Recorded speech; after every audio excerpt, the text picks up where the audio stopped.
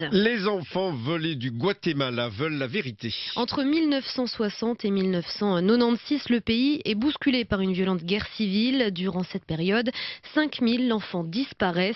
Colline et Sophie sont nées au Guatemala dans les années 80, adoptées à l'international. Elles ont passé toute leur vie en Belgique.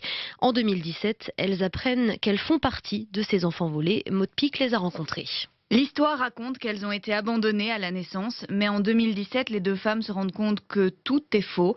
Un coup dur pour Sophie. C'est pas facile quand on est adopté de se construire. Et puis quand on se rend compte que tout peut être faux, jusqu'à ta date de naissance ou ton nom. Sophie est toujours en pleine recherche, mais Colline a réussi à trouver plus d'éléments. On retrouve ma trace en juillet 87 dans une pièce où la présidente de l'association belge est présente. Dans une maison clandestine, on est toute une série d'enfants attachés par les pieds avec la belle-sœur du dictateur en place à l'époque où je suis née. Elle a même retrouvé sa mère biologique via Facebook. Ça a pris beaucoup de temps pour discuter avec elle, etc.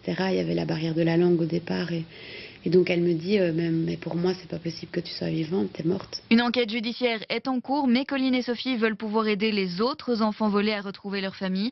Pour ça, elles ont créé leur association Racines perdues. En un an, 100 dossiers ont été introduits. 8 d'entre eux ont retrouvé leurs parents. Témoignage recueilli par Maud Pic.